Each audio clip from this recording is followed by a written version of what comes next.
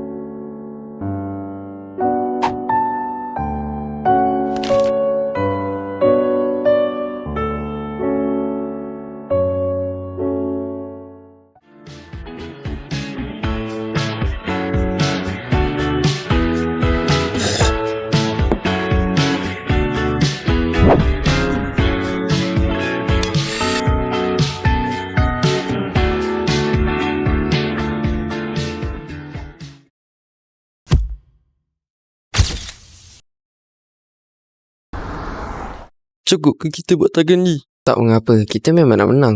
Tapi kalau kita kalah, kita boleh guna pengalaman kita untuk bantu orang lain. Terima kasih, Tengku. Tak apa, kita kan kawan. Hoi! Jahil betul! Kau buat tangan je? Kau fikir boleh bantu kau ke? Macam mana dia tahu kita buat tangan? Entah. Pergi kau dari sini! Aku 100% pasti kau akan kalah dengan aku, Dani!